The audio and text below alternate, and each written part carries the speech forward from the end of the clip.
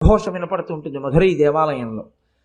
అంత గొప్ప దేవాలయం, అక్కడ ఉండేటటువంటి అమ్మవారి ఆవిర్భావం మాత్రం ఆవిడ స్వయంభూ క్షేత్రం కాదు, ఒకరు ప్రతిష్ఠ చేసింది కాదు. అమ్మవారు అక్కడికి ఎలా వచ్చింది మరి?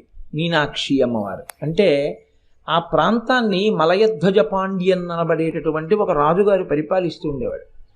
ఆయనకి సంతానం లేదు. సంతానం లేకపోతే ఋత్విక్కులు నువ్వు హోమం యజ్ఞం చేస్తే నీకు ఆ యజ్ఞము యొక్క అనుగ్రహం చేత సంతానమును పొందడానికి ప్రతిబంధకమైన పాపము నివారింపబడి యోగ్యత పొంది సంతానాన్ని పొందుతామన్నారు. ఆయన యజ్ఞం చేశాడు. యజ్ఞం చేస్తే యజ్ఞంలోంచి ఒక ఆడపిల్ల పైకొచ్చి తండ్రి అని పిలిచి ఆయన దగ్గరికి వచ్చింది. ఆయన సంతోషించి ఆ పిల్లని ఎత్తుకున్నాడు. కానీ ఆ పిల్ల పుడుతూనే 3 స్తన్యములతో పుట్టింది. ఆయన చాలా బెంగ పెట్టుకున్నాడు. ఇదేమిటి ఆడపిల్ల ఇంత వికారంగా 3 స్తన్యములతో ఉంటే లోకంలో ఎవరు ఈమెని భార్య